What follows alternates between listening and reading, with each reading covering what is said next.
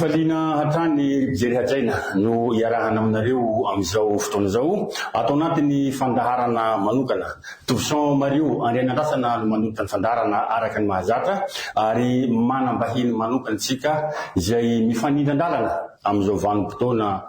ankehitriny hatretsika zao. Vahintsika anio ministra teo aloha Brice Randrianasolo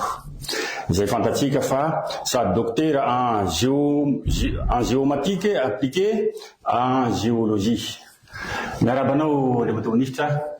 marina misautanao nanaiky nasaina anatin'ny fandarana manokana amin'izao hariva zao. Faly miarabanao Rala Mario, faly miaraban'ny technicien rehetra ato amin'ny fandarana, miarabantsika malagasy rehetra manaraka ihany koa ty fandarana ty. Avy hatrany dia fanontaniana andriamatoa Brice Randrianasolo, ministra teo aloha ianao, ministra tao anatin'ny fotoana fohy. Asy ilazana azy tamin'ny taona 2024, inona marina ny tena zava-nitranga ilainy vahoaka ho heno zany io tadiavin'ny mpijery mba hafantarana hoe inona marina ny tena zava-mitranga tena mitombona ve ireny fiampangana sy fanenjehana sy miditsatsika nahatonga anao sy nahatody akory natany amin'ny resaka passation. Makasitraka Rala Mario, tsara fipetraka le fanontaniana ary isaky miakatra plateau dia izay foana napetraka le fanontaniana dia etiko foana riezaka foana ny zavatra vaovao anaty le izy isorako anao. Voalohany aloha izy ianao hoe mitombona ve le fiampangana dia zake raha mitombona le fiampangana angamba tsy mipetraka teto akory resaka taminao zay aloha anankiray voalohany dia tsy asitsika resaka tsony iny satria tantara mandalo reny sedra andalovana amin'ny fiainana misy manenjika amina ataoko hoe zavatra tsisy porofo nefa dia tsy maintsy zay zany dia natrehana izy tena raha teo latsaka tao anatin'ny volaniny politika tamin'iny 15 août 2021 iny satria zay le ozy izy ianao inona le zavatra nitranga tiako fantatry ny mpanaraka foana iza matona petraka filoham-pirenena ho ministry ny MMRS Arena Kibonitany tamin'ireny fotoana ireny daveriko dray izay sy filoham-pirenena tsy olona mifankafantatra fa ny tetikasa narosoko entina hampandrosoana ny firenena amin'ny sehatra Arena Kibonitany no fantatra izy filoham-pirenena ary naharesy lahatra azy ary fantany hoe mpampianatra amin'ny université avy any ivelany ahako any France mahafehala izy manana programme anazy zay moa atao hoe politika manana programme anazy dia hitany fa mifanojo amin'le vision izy miazakazaka be ina moa nalalantsika amin'ny filoham-pirenena taloha TGV faingam-pandeha dia mifanaraka amin'le vision miazakazaka be ty ampandroso ny firenena dia ozy izy hoe Brice raha mety aminao raha iso le andraikitra dia teo moa teny taminy hoe ndriamatoa filoha ampanajana tanteraka somary mavesabesatra ihany ane zany dia raha nahita moa zava-nitranga fa voatafapetraka ny tena dia tonga mpamingana na avy ao anatiny na ivelany tao amin'ny sehatriny ka ngamba zay ny amin'ny tianako iny na ny zavatra nitranga ny tetikasa fampandrosoana ny firenena no netiko fa tsy nanana tetikasa toka tsy nana fahaiza manao politika rehetra amin'izao moa ny tenany mbola teknisianina no politika nefa tsy maintsy koa miatrika le politika satria politika misy eto Madagasikara amin'izao politika ny ainatsika amin'izao contexte zao. Ya angamba mahafeno zay nambaranao zay ary ho antsika mpijery anisany nanasako manokana any andriamatoa Brice Randrianasolo mipejava misy amin'izao fotoana zao satria zay anatiny voaboasatsika ao anatiny ao rindrina kely ao satria anisan'ny firenena manan-karena i Madagasikara raha ny resaka Arena Kibonitany. Izy raha teo manam-pahaizana mikasiky nyzany Arena Kibonitany zany ary izay nida nahatonga azy voatelo ministry ny Arena Kibonitany tamin'ny fotoanandrony nefa moa reny ny zava-nitranga. Tehiteny andriamatoa ministra hoe sao dia mba ho nahafahana naka n'ilay volamena hivadika bolongam-by nahatonga n'ilay fingapingana tao anatinareo satria mbola araky teneninao teo hoe vonolomano anatin'ny sata politika anao tamin'ny fotoanandrony satria fantatray tokotrany fa taorinany izay fitantanan-raha intérimaire rehefa tsy tafapetraka anao very le volamena tao anaty kofa. Inona ny azonao ambara monsieur le ministre? Oui, tsara fipetraka tokoa le fanontaniana ary zay moa natao miakatra plateau tsy maintsy misy foana ny fanontaniana surprise milatsaka dia makasitraka amin'le fanontaniana Mario. Ny amaliko azy angamba dia zao araka lazako foana hoe niresaka tao amin'ny filoham-pirenena ako nanazava taminy hoe ohatr'izao tetikasa entina hampandroso ny firenena resy lahatra amin'le programme izy ary ataoko hoe tsy kilalaon-jaza zany fametrahana ministra azo napetraka ho directeur général ny ahy azo napetraka ho secrétaire général ny ahy fandiniako azy raha ohatra ka zay ny andrasantsika azy fa amiko no le filoham-pirenentsika miazakazaka be ary zay foana teniko amin'ny resaka politika eto Madagasikara tsika manana filoham-pirenena ny filoham-pirenena zany de manana vision natao hanana vision ny asan'ny filoham-pirenena filoham-pirenentsika manana vision de miazakazaka be fa le fanontaniana le miaradia aminy ve maharaka azy am'le fiazakazahany TGV izy teo mety efa fusée izy am'izao fotoana zao araky le mpiaradia aminy ve zay sa zavatra fa le izy kana maliko azy arak'izay angamba araky lazaiko teo a za aloha tsy mino hoe satria amiko filoham-pirenena zany a tsy ndeha anao sangisangy hoe ametraka ministre de rehefa avy zay le izy ary indrindra ny arana hitany lahady mipetraka le nomination ministre la kamisy tena vao nametra-pialana tao anatin'le zay zany hoe nisy fotoana tao nafahako ihany koa mety gaga angamba nareo tamin'ireny nandeha koa resaka naminona ministre Brice tsy mba namaly mihitsy tao anatin'le izy satria tena tsy mahay politika ary everiko hoe izay koa angamba mety antony na tena antony manokana ho anahako aloha nametrako fialana de zay eo indrindra manko mahatonga mijery manaraka ny fandaharana manaraka ny raharaham-pirenena gaga tanatin'ny tantara misy nefa ngamba petraka aminao mila valiteny mihitsy hoe mbola manao an'izao fitondrana zao fe Andriamato Brice satria toizao kely izy tanainao nilatsaka sy ny mavambahoaka tamin'ny fividianana farany teo tamin'ny anarana toko Arema menanao ny makasitraka azoky mbola averiko hoe zay le makatra plateau de misy fantanena tsy apozy ao anatin'izy izy mbola manohana ny fitondrana ve anao nefa anao latsaka zao tamin'ny candidat Arema araky lazaiko 2021 Brice tsy netratranao politika fa teknika fotsiny fa rehefa latsaka ao anatin'ny vilany politika anao tonga de ministre de dikazay anao mieritreritra hoe tsy maintsy manao politika de teo nandinika eto amin'ny 6e arrondissement nipetrahako de zaka ina ny azo atao amin'ny 6e arrondissement rehefa jereko 6e arrondissement fatapoko fatapirenena nefa ny filoha amiral Didier Ratsiraka tam'izany androny nanao zavatra be deaibe teto amin'ny 6e arrondissement de izy koa mifanaraka amin'ny vision satria arak'izay samy 4 novembre ane nanotenako na filoham-pirenena amiral Didier Ratsiraka de mitovy vision tena tiako be ny vision de zay indrindra nisorako andrareo tao amin'ny antoko Arema hoe ahoana ny fanomezana tanana arak'izay azony natao afahako latsaka teto amin'ny 6e donc amianarany Arema de izy ianao manohana le fitondrana viasa tsy manohana le fitondrana averiko ndray izay de nibehazina zay le zaka rehefa nianatra tsika de nibehazina anatiny hoe ajao ny lalàna ny lalàna efa nametraka filoham-pirenena ray tamin'ny taona teo any amin'ny 2028 vao misy fifidianana filoham-pirenena de isaka do any amin'ny 2028 ndray tsika vao resaka filoham-pirenena ao anatin'izay serge zay nefa apetrako foana amintsika telezatra hoe any vao misy filoham-pirenena fa raha ianareo rehetrarehetra ianao zao miantso anahy eto monsieur le ministre voaketsa de misy mahita anahy de monsieur le ministre di mbola tonga am'le teko teo ihany matony ny olona miantso anahy monsieur le ministre izy filoham-pirenena no nametraka anahy monsieur le ministre amin'ny fomba ahoana moa no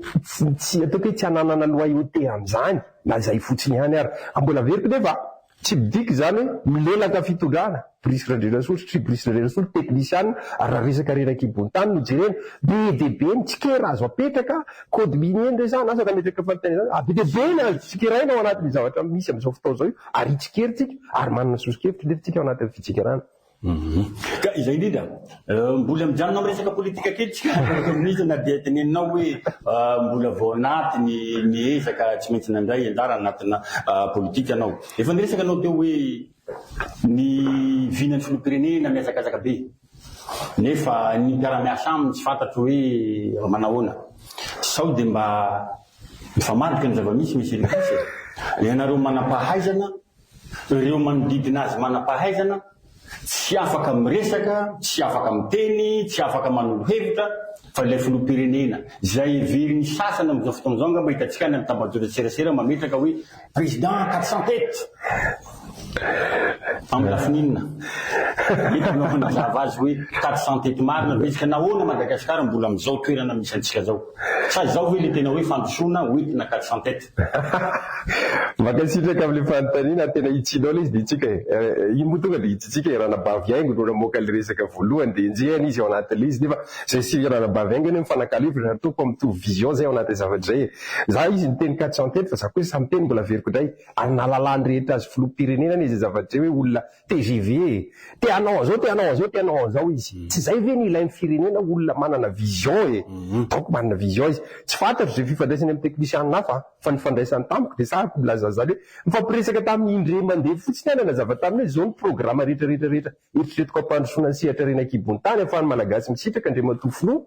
de aorian'izay tsy napoziko akory izy tonga de miteny hoe omenanao ny département mihina ampandrosoana ny firenena za misehatra io satria misy le programa zay fatatao fantatry rehetrarehetra fa tena afaka ampandrosoana izany tamin'iny any teny 20 tonnes isa-taona ny volamena zao azo samy teny 30 tonnes isa-taona ny volamena grande mine manany rehetrarehetratsika ao anatin'io base tulia ahoana motsika nipetraka fotsiny eto iandrinina ele fantaliko iandrinina tsy zarantsika ary vetsika manana filopirenena manana hevitra dao atao zao anjara le teknisiana manaraka ka raha resaka fampiresana za aloha de tsoriko hoe za ny fampiresaka tamin'ny filopirenena ary fatantsara zany fa iza dia miteny mahitsy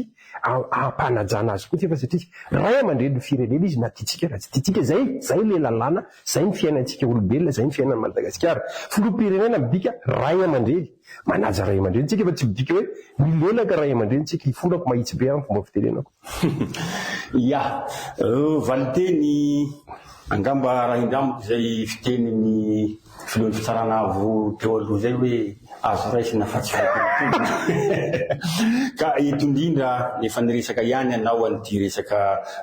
malaza resaka base tuliara arena kibony tany ary anisany nanasako nanasany TNTV anao manokana io resaka base tuliara io efa miditra mifaty olo izy am'izao fotoana zao zay tsy fantatra moa zany fanjakana milaza hoe resaka kidnapping fa ny fikambanana mazoto sy fianakaviana manana maty de mazava koa ny azy hoe resaka fanoherana ny tetikasa base tuliara nahatonga an'io ka tena hiditra anatin'ny votoatin'ilay nanasananao mihitsy ka am'le resaka arena kibony tany aloha ny resantsika ny base tuliara andematoa Brice Randenasolo ancien ministre ny mine ahoana marina moa zany ny fijerinareo manampahaizana mikasika ny arena kibony tany ny harena ny Madagasikara izay tsy voatsinjara na tsy voatrandraka raha tokony ho izy eto Madagasikara raha tsy tenitsika afatsy ny hoe misy ny Bemolanga, misy ny Tsimiroro, misy ny gazy ny Sakaraha, ankoatra ny volamena, Somamanina sy ny volamena erany ty Madagasikara teny ngamba tsisy volamena. Maro zao mino fa nahita Antananarivo raha mety isy volamena fa ny fatrany mety hoe kely na lehibe na ohatran'izay. Eo anao manampahaizana afaka amelabelatra kokoa mikasika an'izay harenan'ny Madagasikara nefa malagasy dia mahanta iarahantsika mpijery mahalala. Mbola tsara fipetraka ihany le fanontaniana de nitaritako azy angamba ho antsika malagasy mpanaraka de zao aotsika tsy hijanona fotsiny am'le tsika eto Madagasikara fa ndao tsika isokatra kely tsy saitsika hijery ina moa zava-misy any rehetrarehetra any bomba milajaka ry ady miadery ina ny divandreo olondreo ny arena ny ressource naturelle ny ressource arena kibony tany raha tadiditsika angamba ampanindretena ny tenenako azy talohan'ny 2021 latsarako nahatonga anao ministra dia tsy mbola nisy mihitsy ny resaka hoe resaka quantité isa taremarika amin'ny resaka arena kibony tany Madagasikara raha tsaka ohatra tsika fa tsy volamena taorinan'io vao nanomboka nandeha le izy izany hoe manomboka mivoaka tsikelikely ary zay mbola idivako foana ary zay nisosokevitry foana ho azy filopirenena zay miara-miasa amin'ny teknisianao ampafantaro ny malagasy ny arenatsika de jerevo ny fomba fana mampandroso an'le izy inana an'le malagasy eo anatin'le arena de mandroso io ary milaminy politika io iverena moa izy ianao base tuliara rehefa aveo satria nahoana averiko ndray eo amin'ny international mio araka lazaiko tsika ny arena kibony tany ifampitadavany efa navokako izy iny fa misy karazana arena kibony tany tsy latsaky ny 30 ngeda be le grande mine azo atao eto Madagasikara raha manaraka amin'ny plan banque mondiale tsika sy ny PTF rehetrarehetra de reo miteny atsika reto telo rehetra any nanombana azy io zao nandeha base tuliara de ho avy ndray zao ny ferany soalala tadidio ty émission androany ty ferany soalala rehefa aveo indray andeha indray efa fantatritsika le charbon sako ho avy indray charbon sako izany hoe efa ao anatin'ny planina fantatra zala PTF le izy de iny nytinitondrana azy eny lazaiko hoe manana vision le filopirenena satria nampiavaka ty filopirenena ty de tsy mitodika fotsiny amin'ny PTF izy fa sokafany any Dubai sokafany ery Chine sokafany ery rehetrarehetra sokafany le rehetrarehetra sy fatany hoe raha izay koa ny fomba politika hitondrany azy afahana miaro Madagasikara sy tafiditra anatin'ny firenena idivana satria samy nahazo mianjarany daholo fa eo am'izay anatin'le stratégie politique amin'ny filoham-pirenena ary zay netiko tamin'ny 2021 ary manana tetikasa mazava amin'izany ameko pahantsika androany fa tokony ho jerena koa le hoan'le malagasy kely fa tsy le international fotsiny ho jerena ohatra ny volamena nametraka mazava tamin'ny 2021 hoe 20 tonnes isa taona ny volamena azo trandrahana eto Madagasikara 20 tonnes isa taona asika hoana ve zany 20 000 kilos ao tsika 20 millions de grammes ataovy kajy iza manokana de efa nanazava tsara amin'ny zavatra io tsy resaka fitrandrana fotsiny de lasa an'io mazava ho azy tsy hitovy re ianao mitrandraka le izy sy le olona any ambany vohitra mitrandraka sy le mpanambola anao le izy hitovy ny vola ho azy nareo e tsy possible zany manambola izy de ny volany tsy maintsy biodina ao anatin'le izy fa azadino fa fitrandrana zany koa ne de mampiditra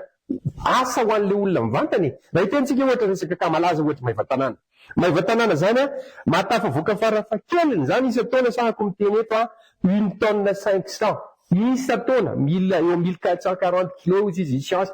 isa taona izany ane mazava azy mila olombelona ane mitrandraka zany efa nataoko ny tazy le koatra eo 3 alina ny artisan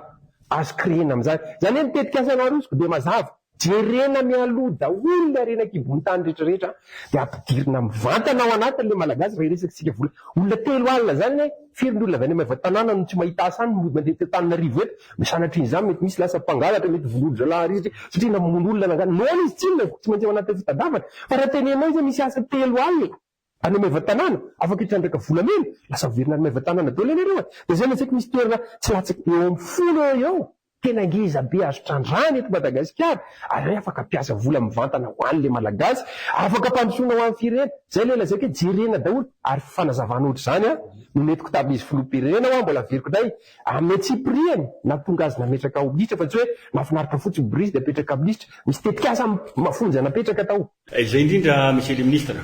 mahatonga anay lasa saina anatin'ity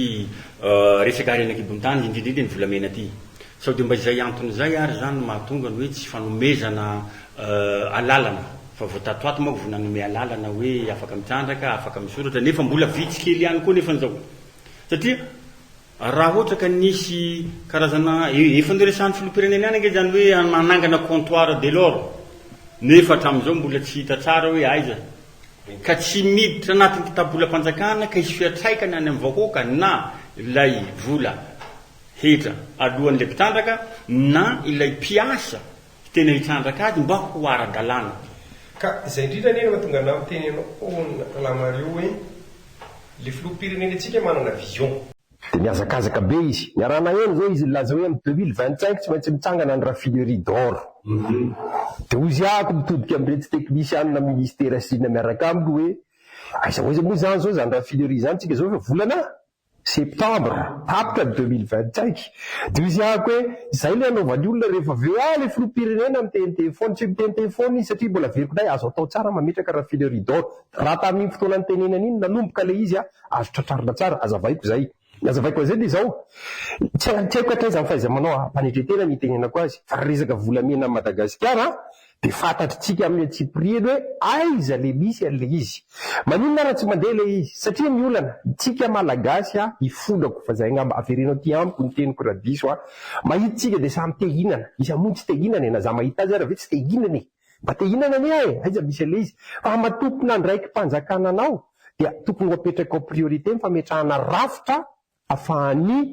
mpanambola rehetra mihina satria mila vola mampiasa an'io ary teneniko teo mila olombelona io donc mila apetraka ao ny drafitrasa mametraka mazava araka teneniko teo hoe ary amin'ny avaratra izao ny quantité-na volamena azo avoaka amin'ny faritra io zaraiko amitsika eto rahalahy tao anatin'ny 3 andro aho ka zany fa 3 andro anao ministra de zany hoe tsy maintsy efa ministra ianao 3 andro aho nefa nifandray tamina ataoko hoe tompona andraiky mpanjakana amin'ny firenena afrikanina mpamokatra volamena ao anatin'io sadaiky io am'izao ny sasany misitsika miteny zao fa presque be tompona andraiky zao teny sifa ministra de nanana tetikasa izahako avy manarany Madagasikara no entina ho an'ny anarany Afrika ho entina ho amin'ny international Nations Unies hoe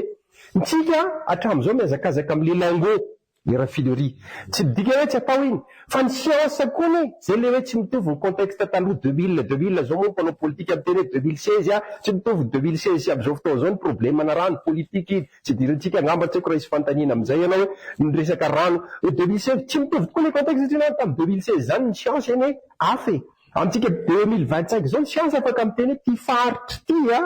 de mamokatra volamena zao taonina ny potentiel ao zao ny qualité-ny avec erreur ataontsika hoe 10% eo izany azo atao tsara iverenako iresaka fampiresaka tamin'ny tompon'andraikitra afrikana azo atao tsara am'izao fotoana zao ny mametraka lalàna vaovao hoe eo lehilahy fa ity fireneny ty misy de ohatrinona ny valeur le izy mifandray amin'io resaka guerre lazako adiatsy rio ka raha tsika Madagasikara ny voalohany mitondra an'izany tetikasy zany eo amin'ny SADC eo amin'ny Nations Unies tsisy antony andavan'ny Nations Unies zany satria tetikasa scientifique zany oentin'ny science hoe volamenany tsy ilaina intsony mametraka azy amin'ny laingofy fa fantatra hoe zone réservate zany azo avadika valeur monétaire zany ny arenakibony tany misy eto amintsika volamena fotsiny moa ndraisiko ohatra ka raha miteny ana resaka volamena fanontanianao teo hoe fa maninona le olombelona tsika malagasy hoe satria ny antony amiko tsy manana vision sy programme politique technique politique zao amizay samy teny azy politique sy technique ane miaraka ihany programme politique miainga amina drafte technique martipaika le manaradia amin'ny filoham-pirenena de lasa ohatrany hoe miteniteny foana le filoham-pirenena tsy hoe miteniteny foana araky ny teneninao tao zany fa mety hoe araky le teneninao hoe ny teknisiana ny mpiara-miasa aminy mety tsy maharaka nefa ndraindray koa le zavatra teneniny koa nefa ny zavatra manofinofo fotsiny manasaka vahoaka ohatra nefa de arosony le izy ohatra ka raha ohatra zany iverina amin'ny resaka tetikasa base tuliara amizay ary tsika tamin'ny taona 2014 epijery ajaina niarana hitatsika fa nisy tetikasa samby fa niarany ainga marina fa tany amin'ny tetezamita moa zany hoe tuliara sainte nivadika base tuliara fa tamin'ny taona 2014 anisan'ny tena nafotaka tanatin'ny reny tolony solom-bavambahoaka telo amin'ny fitopolo reny dia nisan'ilay fitandrana volamena tato Somamanina sy ny base tuliara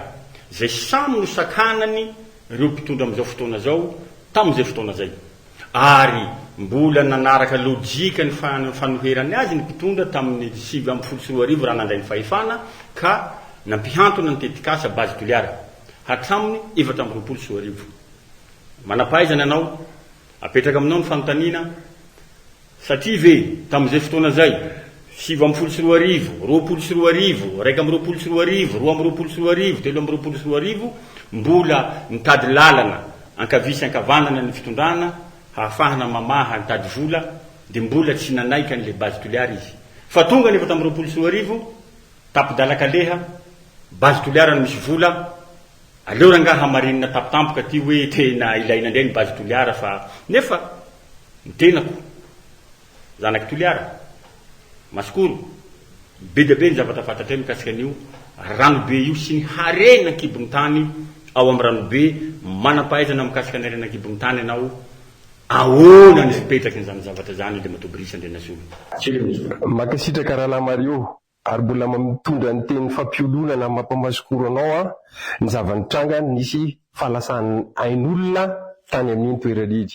ny fanontaniana mipetraka aloha iverenao kely fa napiro taloha hoe inona no nitranga marina ho ana teknisiana de zaka hoe aleo ny fitsarana anao ankety marina madio amoka ny zavanitranga makahery ny fiankavinakavida zay trapaorina sy fahorina midika mampalahelo zay iverenako am'izay nefa le resaka base tuliara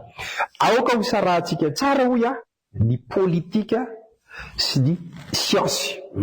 satria ny siansy tsy azonao fitahana fa ny politika afaka miovaova rakaraka ny zava-misy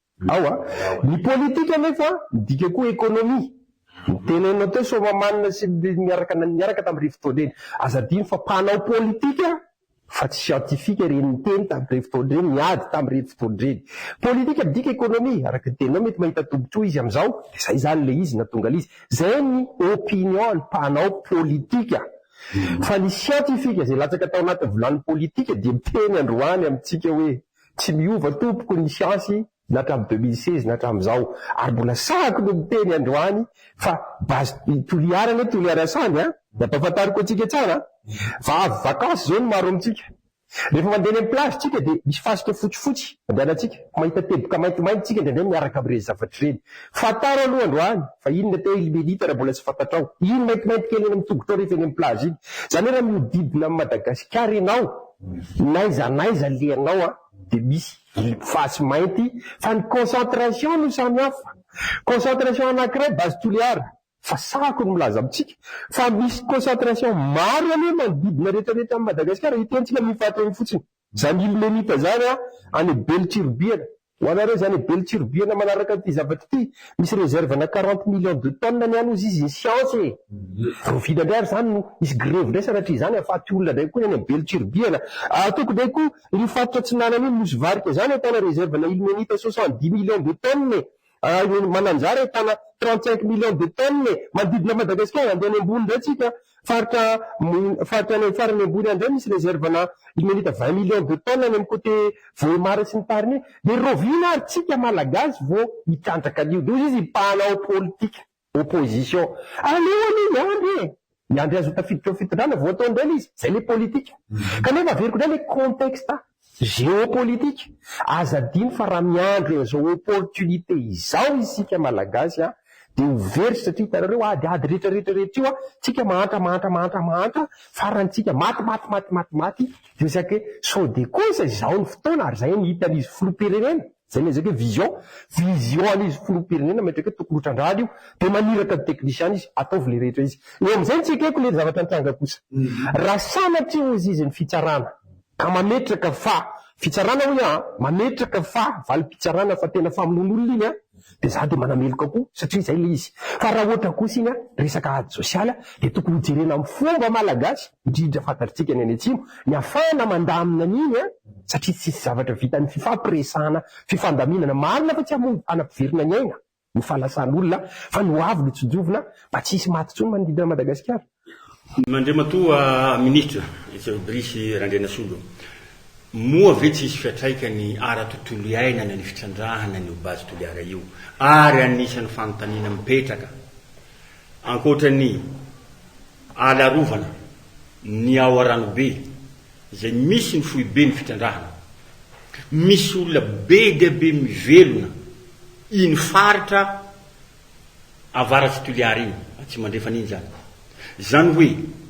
ny sopotry ny faritry toliara iny dia anisan'ny tany mamokatra kilimaliniky kililoaky tsanisiha sinisisa rehetrarehetra iny raha hotrandrahana nefa ny base toliara ao aranobe tsy hisy fiatraikany amin'ny fiveloman'olona mpamboly ve zany ka stérile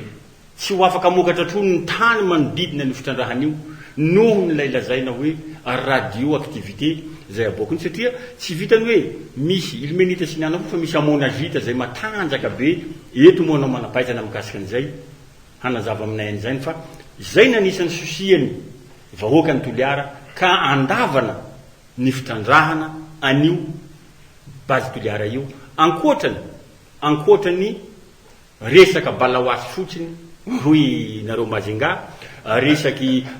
tabataba korakoraky avao hoy zahay toliara io resaky hoe hampandroso hoe fa mandroso ve moramanga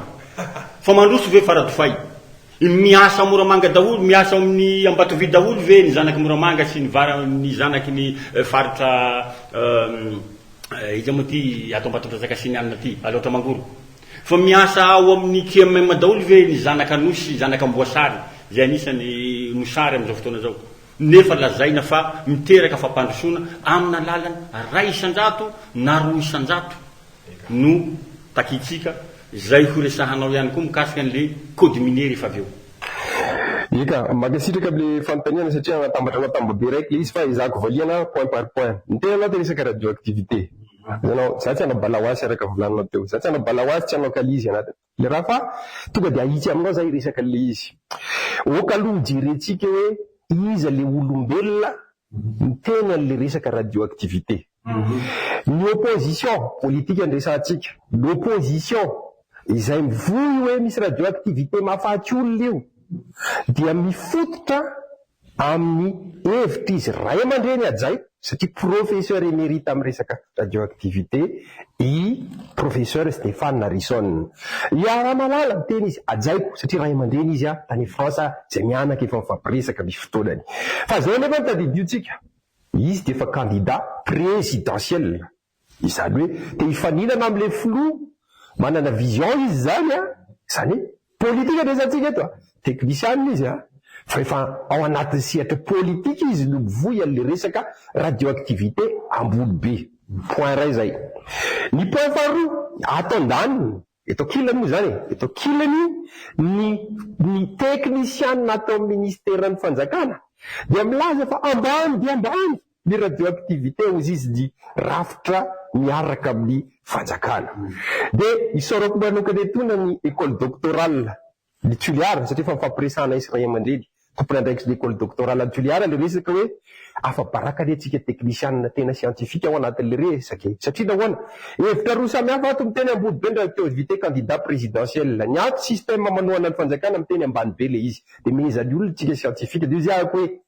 ary fampiresahana ela izy andaoara re ao Tuliara asitsika ady hevitra ambony be amin'io resaka io apetrakintsika eto ambony latabatra eto Stéphane Larison afaka miditra amin'ny direct izy teknologie zao fa mandehabe amoaka ny opinion scientifique any atao mazava arbitre tsika eto ampovoany ataotsika eto reto manam-pahaizany reto amoaka ny heviny scientifique apetraka tsisy resaka politique etsony fa rio any le casquette scientifique et politique science miteny eto itsara eto ampovoany le tena ijoro eto ampovoany tsika ao mantsy l'école doctorale itsara miaraka amin'ny vision internationale hoe tena ahoana ny opinion scientifique fa za samy mamaly anao sady nala fa mazava le io fa samy marina na ny ato fa asiko fa kely izy ny ato mametraka an'le io ne araka teneniko teo mandeha amin'ny plage iny anao eto misy concentré eto tsisy concentré ny ato mamoaka an'le argumentation hoe le tena misy concentration be dia be no vokany ny ato mamoaka an'le tena tsisy le izy lasa mampalahelo nareo mazokoro tsy malaza izy tetozako am'izay izay nidirako tamin'ny programme nasako tamin'ny 2021 mametraka mazava tamin'ny filoham-pirenena hoe tsy base Tuliara io ihany fa ny grande mine rehetrarehetra tokony atao ka ny zavatra tokony ataony tompona andraikitra teknisianina manaraka vision-nao filoham-pirenena dia izao aloha voalohany midiny eny toerana izy isa pokotany izy fa tsy hoe felona miaramila tondra basy izy ny teknisianina mafeny io ndany izy midiny eny toerana mifampiresaka amin'ny malagasy sahala aminao manazava hoe io ane ampidiriko anatina contexte environnement teneninao hoe tsika zao efa hiditra mois de septembre tsika zao dia jereviny afanany eto Antananarivo ny any amin'ny province izany hoe ny réchauffement climatique manao mafy be ny ataony izany hoe misy mode de vie tokony hiova ao ny fiainan'ny vahoaka malagasy toy ny fiainan'ny vahoaka manerana an'izao tontolo zao raha mpanjolo ianao anatina pirogue kely hatramin'izay na ianao raha mahatsapa angamba fa miena ny trondro tsisy idiran'ny politique zany hoe miena ny trondro azonao isan'andro dia lazaina fa riny faute ny environnement ny faute zany hoe misy mode de vie kafaranako izany hoe tokony manana tetikasa zany ary zay le zay ke vision filoham-pirenena ambody be tokony zao anatin'le izy tokony misy tetikasa miaccompagnen'io azavainao an'le olona hoe ampivoatra ny fari-piainanao le izy satria na tiana na tsy tiana radiation zéro le tsisy tsy maintsy misy misimba amin'io fa kosa ny fanatsarana an'io dia zao atao an'izao fari-piainanao iova sahala amin'izao raha ohatra miditra amin'itsika tsy adala gamba oziako nareo masikoro raha omena anareo ve hoe tena iova marina ary tonga dia atao fa tsy resaka balahoasy araka nytenenao teo hoe tonga rety tsy le zavatra afaka niova ny fiainanao androany niova ny fiainanao rapitso io zanakao io ohatr'izao no avy ny fiainan'ny zanakao io akamba tsy adala nareo masikoro tsy alala hoe tsy masikoro ihany fa ny foky rehetra manerana Madagasikara hitako ninendrena resaka roa isan-jato zay le zaka sujet natambatra ao marobe le izy le roa isan-jato amiko dia zao napetraka filoham-pirenena tamiko tamin'izany resaka taminy ahoana brising de défense minière rehetrarehetra ao dia siako mantsitsika tsika malagasy mandeha torapo fa tsy mandinika amin'ny tena izy ifonako reto tompoko mahitsy be amin'izay mandeha ny débat amin'ny assemblée dia be loatra raha ohatra ka atao an'izao fa hainao an'izao inona moa ny critère mialatsiny amin'ny teny frantsay ametrahana le roa isan-jato telo isan-jato satria zao déjà mila sarahana tsara ny atao hoe ristourna sy de défense eto Madagasikara tsika zao 5% nangatahana fa mazava ao anatin'izay nefa 2% itsy raha ohatra diso ny ristourna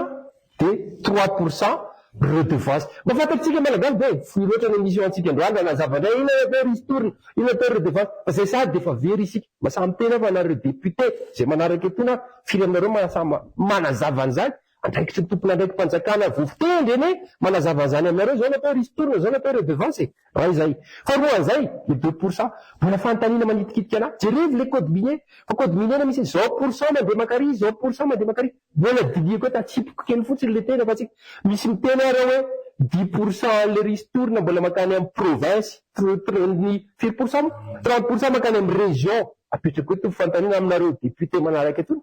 région tsika zao régime région sa régime province ka raha régime province tsika 10% makaizary le 30% région raha régime région tsika zao makaizary le 10% province voalaza ao anatin'ny code minier fa misy décret tokony hivoaka amoahana an'izay raha ohatra ka mbola tsy en place les provinces efa nivoaka ve le décret discutentsika ihany le code minier mipetraka ao anatin'ny code minier misy ny loi organique avetraka zay vaiko antsika tsy mahafantatra ny loi organique dia misy ny constitution de loi organique no mifanataterana ny fiainam-bahoaka amin'ny loi organique atsika amiteny zao dia mbola mametraka hoe 1,4% ristourina ozy izy no distribuena any collectivité décentralisée 1,4% izy loi organique mbola mizotsika amiteny zao code minier nefa mbola anta 2023 tsika zao 2025 mametraka hoe 2%. Ka izy ary raha antsika amin'izao fotoana zao 2% sa code minier sa loi organique tena 1,4%. Izay avec les procédures koa mbola complexe be amresaka minina mizy zany LP1, LP2, LP3 aiza re tsika malagasy nanolorako sosikevitra hoe dao apetraka ny permis d'exploitation provisoire brut mialatsina amin'ny teny frantsay fa zay moa afahantsika gasy moa tsika ao anatina frantsay provisoire et brut provisoire afahan'ny olona tonga de mihinana aingana brut aloha l'état brut alefazy fa tsisy raha tsy midika tsy ho travaillena misy programme reo ve travaillena ka raha mitena an'izy ana zaka tena olana ny fototry le izy manana vision miazakazaka be le filopirenena rehefa maheno satria izy olona ao anatin'ny sehatra communication izy de maheno izy de amatompona andraikitra voalohan'ny firenena azy de ampiasainy le fahaizan'ny communication hoentiny hoe ampandrosolan'ny firenena amina vision zay andraiky ny mafilopirenena azy zay fa le manaradia azy atorina amizay misy misokatra ny sasany tsy maharaka an'le TGV mahita an'la vision izy miazakazaka izy anao anatin'le zavatra nefa araky tenenitsika teo hoe anao ihany niteny teo hoe ny anjaran'ny commune ny anjaran'ny faritra anjaran'ny faritany nefa hatramin'izao angamba tsika mino fa hatramin'izao nareo commune hitrandrahanareo harena goavana be eto Madagasikara efa mandeha tsy tonga any amin'ny akory zany ristorina ho anjaran'ny commune zany fa mbola aty amin'ny foy be izany koa ve zany no hapetraky tsika any amin'iny faritsy Masikoro raha sanatria ka tafatsangana io base io tafapetraka io base io na ataotsika hoe 10% io ho anjaran'ny fanjakana anatin'izy io nefa ka tsy tonga any amin'ilay commune izay fanambarako anao teo hoe anisan'ny tany mahavokatra sy sopotry faritra atsimo andrefana iny faritra avaratriny sy latsy vola atao fivolagna toliara mihitsy mba hazava amin'olo aby aby balahazo sako kabaro misy vary kilogoky sy ny sisa reny nefa ho simba n'ilay radiation rehefa avy eo izay ristoriny nefany raha tsy anangalako ohatsy aho raha nisy tamin'ny tetezamita soa lala nazahona 100 millions de dollars antsonjo be no nahazo kianja collision hatao an'izay koa fa zany base toliara de zay le maliko anao teo hoe raha vao miresaky tsika hoe satria azo radiation mangataka anareo mpanao gazety ry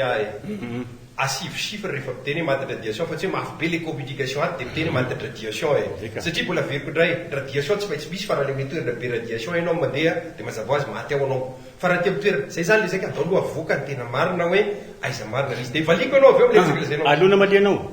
président Ratsika koa ngefa ny tenaniny tamin'ny Carleton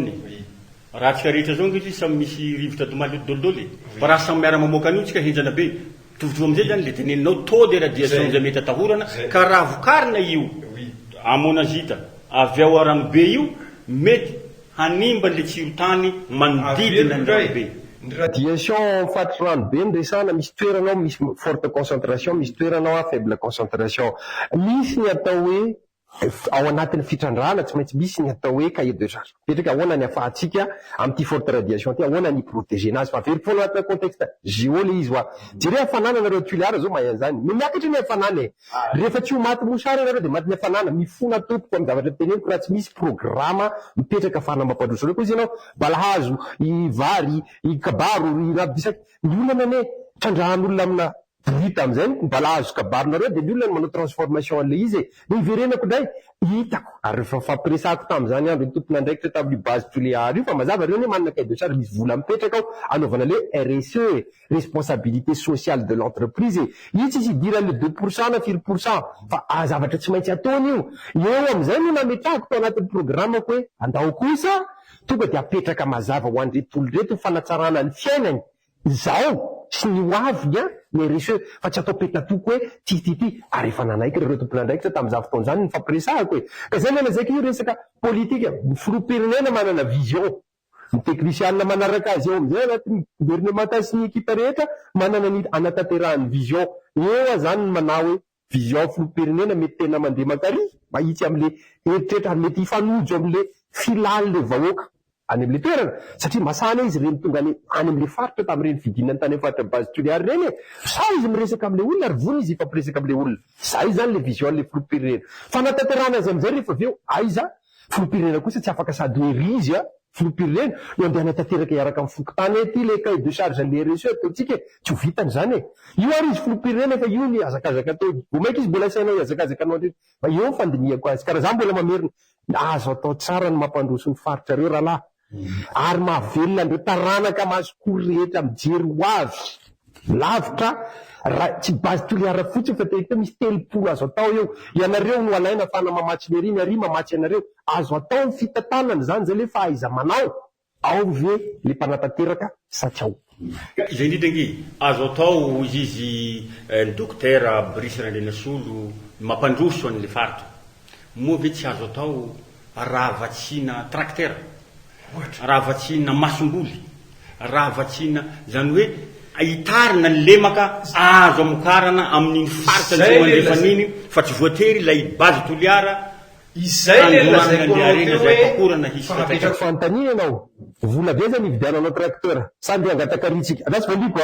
vola be zany ividianao masomboly anao zay le niteneniko le tompona andraiky mpanjakana voalohany mahafantatra fa afaka amokatra voly ty base toliary ty efa navoaka filoham-pirenena le chiffre vola ho azo anatin'le izy no afaka tsy base toliara ihany ao fa ireto arenaky ibony tany ngeza be rehetra manerana Madagasikara reto tokony azotsika vola sala am'izao izany tsy te hinana afaka mampinana ny anina mihinana fa andao mba omena tracteur zay le ifampiresana nya le tompona andraikitra voalohany ministera musehatra io ve efa lidina isa tokotany mifampiresaka tamin'ny ireo sojabe sy ireo olobe amin'ny ndrehetra hoe ino moa raha ilainareo amin'ny place ty marina tena marina raha tsika tsy misy zay de lasa amiko resaka communication io ato misy filana tedavina ato misy vision mety hifanaraka am'le filana ataoko misy ary za tena resy lahatra fa mifanaraka le vision filoham-pirenena sy le neny vahoaka ato fa le to tenatenany am'izay io no mety andeha le nofinofy satria mandeha le intérêt tombotsoa de lasa au lieu de tracteur mety jus d'orange jus de fruit na menanareo ataonareo ma jus de fruit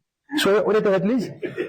ataonareo ma jus de fruit atrotronareo jus de fruit le olo nefa nga zany problème teo amena biscuit reo ataonareo ma biscuit le izy andea matoa docteur Brice monsieur le ministre vision filoham-pirenena averimberinao matetika zay nefa ny mahatsapa fa maninona mo Ethiopie nanana vision lavitra be nahavita tohadrano goavana be zay sady namokatra herinaratra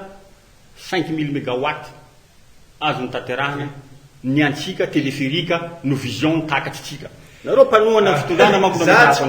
aveo midiratsika any amin'ny base toliara za tsy mpanohana fitondrana fa za manohana institution filoham-pirenena satria manana vision filoham-pirenena zay tsy diko hevitra zay ary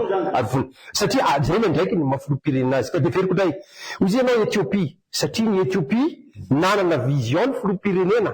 tsy ray fotsiny hoe fantatritsika malaza be nisy vision maromaro tao hoe ao anaty vision maromaro filoham-pirenena tsika miteny any atsimo anao mbola tsy nisy tantara-pirenena ny hoe filoham-pirenena nametraka pipeline ny vision ny amatsy rano fa mbola veriko ndray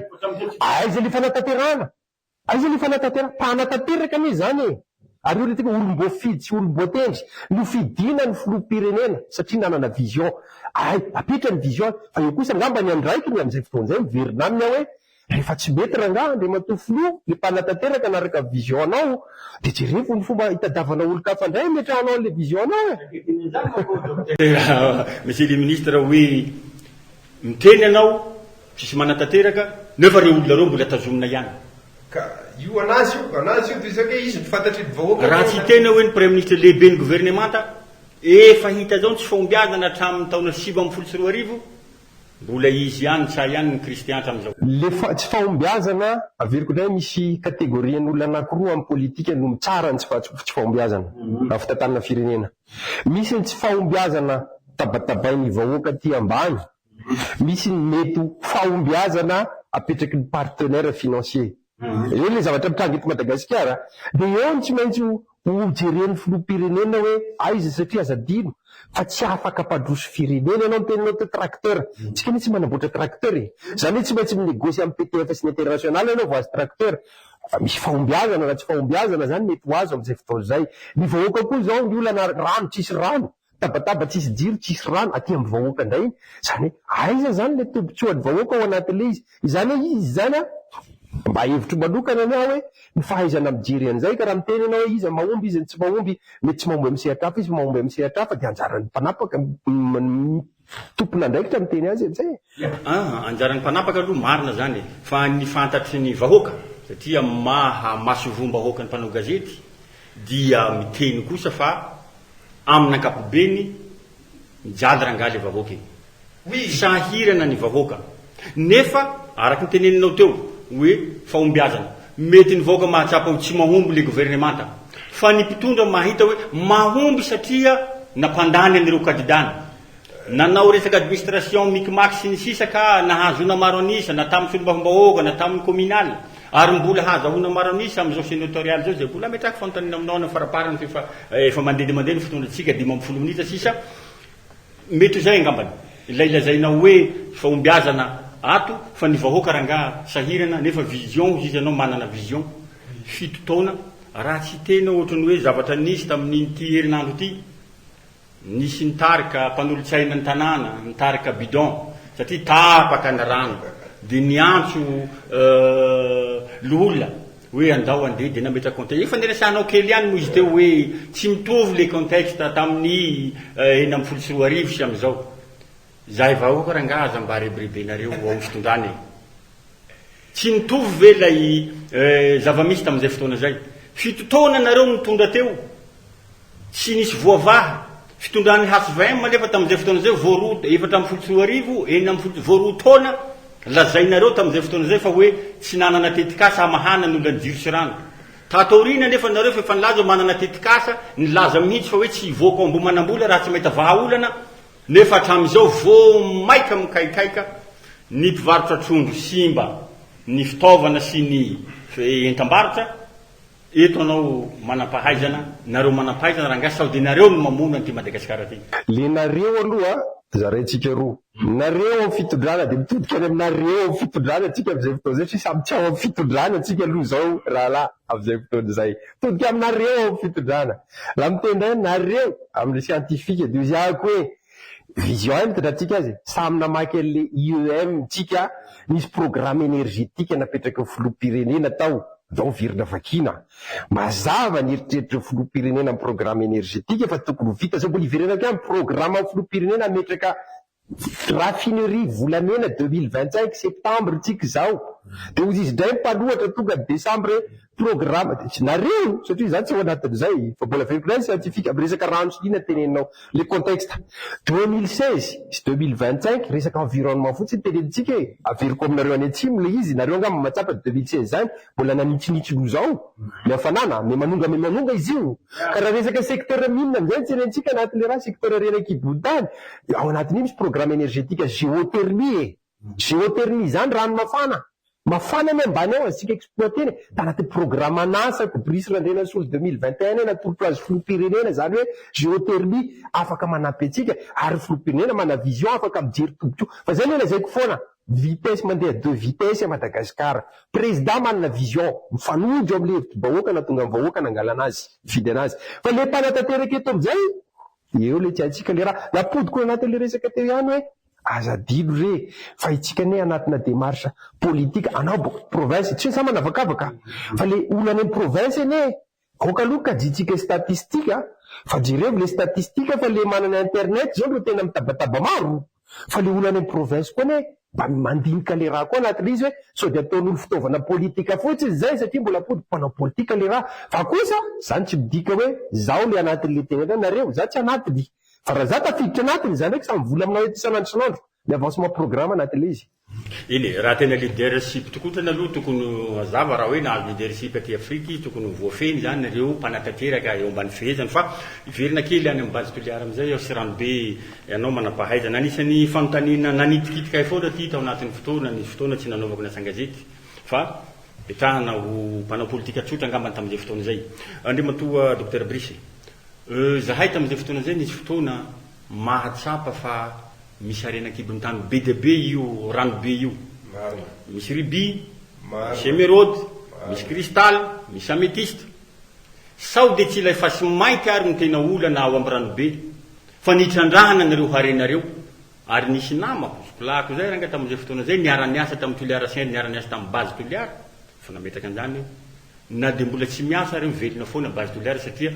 amin'ny fomba tenenana hoe manao recherche manao fikarohana de efa misy harena mivoaka ao zay tsy fasy mainty fa tena harena azahoana vola be sao de reo ary ny tena mahamaika an'le mpitrandraka ka tsy rahirahinana ny tompotany ny vahoaka mikaikaika hoe sao de mbola tsy ampy ny fanazavana ifotony de am'izao ary saorako anao nametraka an'izany hoe tokony hisy indray ny fampiresahana ny fotony zay fa napetraky filopirenena ihany koa ny tamin'ny fitsidiany manokana tany kilimaliniky tamin'ny fotoan'androny hoe tokony fampiresaka tokotrana aloha ireo tompona andraikitra fa tsisy nanatanteraky moa zany teny filopirenena makasitraka be fanontanianao raha tonga de valiko mahitsy ianao rahalahy ary zay le teneny koa isorako azy filopirenena risy lahatra tamin'izany androny tamin'ny fahaiza-manaoko ka natolo loisitra satria ampanetretena ny tenenako anazy fa za milatsaka sur le terrain naizanaiza eto Madagasikara omenao fotoana mazava azy fa tsy voavaliko ely eo fa za kosa tsy fitahanao mihitsy hoe ity de fasy mainty fotsiny ny ato zay aloha maliko azy ray izany hoe raha te hanaraka vision filopirenena atsika te hampandrosa aloha de mila fatatsika tompony aloha ianao tompona andraikitra mpanapaka voalohany fa tsy mibitsibitsika amin'ny conseiller ahoana ny hevitry conseiller fa anao mpanapaka voalohany nanakina filopirenena izy mila mahafantatra hoe izao ny arena misy eto amin'ity faritra ity zay aloha ray faharoan'izay da ditsara tsika zao tsy miaina tsony ny socialisme tsika tsy pays communiste ary tsika tsy capitaliste ka hoe communiste de fanana ny vahoaka io mialatsiny aminao kosa zay fanana masikoro io non tsy fanana masikoro fa fanana Madagasikara zay raiky ka maliko anazy adidy ny tompona andraikitra mahafantatra anazy adidy ny tompona andraikitra mahafantatra rehefa ve hoe izao ny fitsinjarana io satria mbola podiko iny hoe mila mony mila vola ny fitrandrana an'io fa tsy vitanao amin'ny angady sy ny arato satria manjona nareo any dika zay mila partenaire io zany mila ifampiresahana le raha izay rehetrarehetra zay no tokony apetraka ary mbola podiko dray matona apetraka izy filopirenena za tam'izany fotoany zany tsy malala filopirenena manokana Brice Radrena Solo fa ny programme anazy Brice Radrena Solo zay tsy netriretra Brice Radrena Solo ministre koa ara tam'izany fa hoe manolo-kevitra fotsiny mba manome hevitra no napetrako filopirenena hoe andao anao apetrako ho ministra satria hitako mipetraka le tetikasa rehetra ary zay mifampiresaka tamiko de resy lahatra zay ampanetretena ka zay le teneniko hoe ampandrosona fatry marina fa misy karazany ao fa ianao tompona andraikitra voalohany apetraky ny eny tokony mahafantatra hoe zao ary mametraka drafy zay natao hoe politika midika fa rafitra anankiray tetika entina mampandroso an'le faritra mazava ho azy tetika politika midika ny azo ohatry politika de capitalisme solidaire zany hoe ianareo mpanambola ilaina satria ilaina ny volanareo solidaire satria reo olonareo kosa ne tsy azo ekena maty-mosary gazy salamteny donc misy rafitra sosialy tokony apetraka ao zay nanaraka vision filopirenena le sosialy eto indrindra anao manampahaizana mikasika ny renakibontany fanontanina ihany koa ty mbola manitikitikay foana aminareo manampahaizana mikasika an'ity ono reo tetikasa goavana ohatran'io raha ohatra marina fa fasy mainty notrandrahana atokana misy produit ampiasana sinisisa raha misy harena hafa ary hita ao avelandreo ve le harena omeny fanjakana malagasy sa raisin'le mpitrandraka araky teneninao teo hoe anjarany tompony andraikitra no mahafantatra nefa zava misy nefa zany aiza ho aiza ny fanjakana am'ireo harena ankoatra ny fasy mainty miara levinao ary anampiko azo farany fanampiny zay fanontany azay am'zay mba tonga de valinao miaraka hoe tsy azo atao ve ny mitady fiaraha-miasa zany de ireo teknisiana moa zany mitady mpanambola mpiara-miasa hitsandraka n'le harena zay tsy atahorana hampisy fiatraika ny ara-tontolo iainana radioactivité hoy tsika hoy ny vahoaka zao mako zao miteny amin'ny alalan'le olona tsy mahalala fa ianao no manampahaizana eto anazava mitady mpanambola mpandraharaha vahiny investisseur hoy izy ny teny baiko hoe hitrandraka ny cristal hitrandraka ny ametiste hitrandraka ny émeraude fa ajanona aloha le fasy mainty sy anina reto hitanao raha namario zay zay tsika zao amin'ny fotoanany communication matanjaka be de raha ianao raha tratran'le communication matanjaka be miala tsy zapy raha lahina hitenako azy hoe radioactivité mamono ao satria professeur émérite no miteny an'le raha de ozy ako mantsy anao ndao re apetraka le communication mazava aloha hoy fatapoko fatapirenena le zay te débat scientifique ametraka mazava aloha hoe tena mamono marina ve le raha sa zay le communication matanjaka be dignana ray zay. Aveo faharoa anao teny hoe raha misy raha hafa ao tsy azo trandrana be anao foana no mivola anazy raha misy raha hafa ao de zaka matsy anao da aloha fatarina misy raha hafa avy ao e fa le tompony andraiky de voalohany ary no tokony samana sonia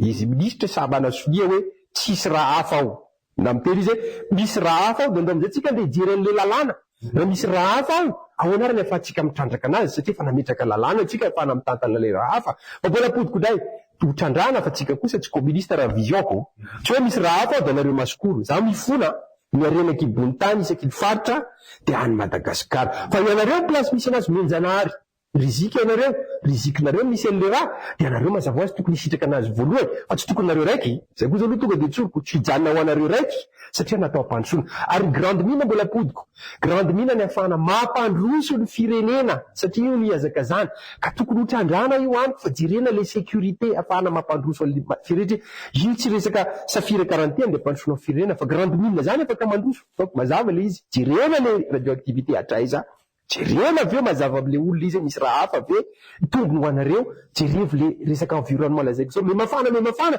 so de tokony misy activité créena hafa afahana mampandroso ijeritsovana lavitra le ho avin'le taranaka satria afanana io amon'olo amin'ny faritra amin'ny province nana amon'olona amin'ny faritra amin'ny province mbola tsy afa-po aho docteur monsieur le ministre Radrenasolo Brice fa ny fotoana mo manapetra foy de foy satria raha ny arenaky ibon-tany io ngamba reo tompo-toenana na ny ato amin'ny faritra Sihanaka mahatsapa fa misy avion spécial mitondra fona ankoatran'ny le fitsandrahana ny ilmenita cobalt sy ny anona tao reo fa iraka teneninao teo moa hoe misy fotoana sehatra hafa ngambany iresahana bebe kokoa ny isam-paritra ankoatran'ilay harena misy any fa ito ampamaranana mena fotoana anao raha nisy fantanina tokony tianao resahana ampijery atsika nefa tsy voapetrako taminao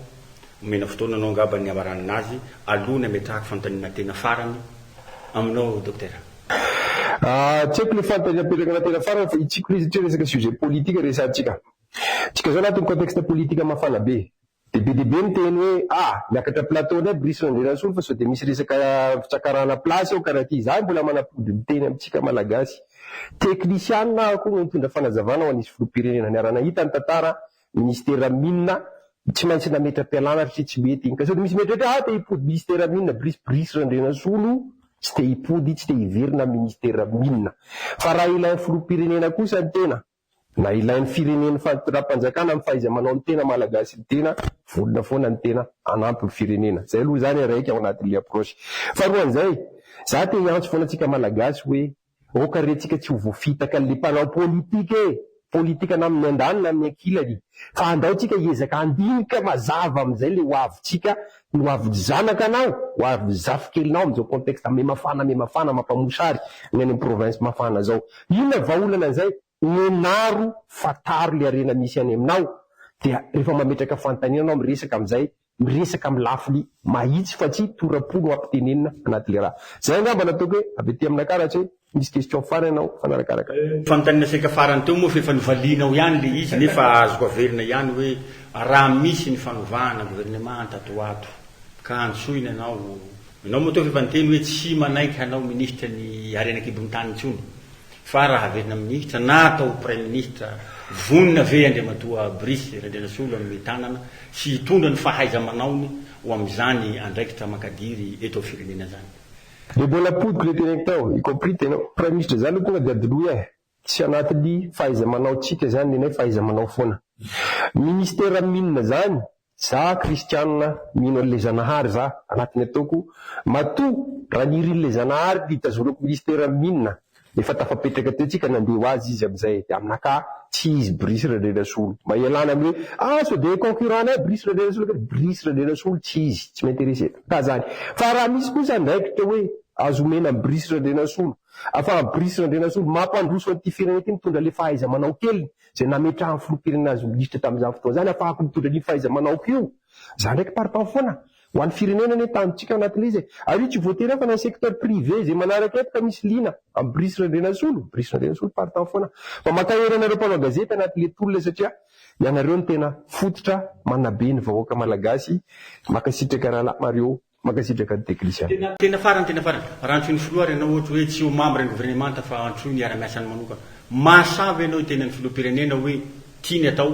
fa itony tsy mety esory fa itony tsy mety tsy mampandroso atsika ianao manana vinany zao tsisy manatanteraka ty vinanao ty sao de zay manko ny tsy ampy am'ilay filoham-pirenena araky ny teneninao hoe manana eritreritra goavana izy nefa ny fanatanterahana ny reny eritseriny reny tsisy tanteraka hatramin'izao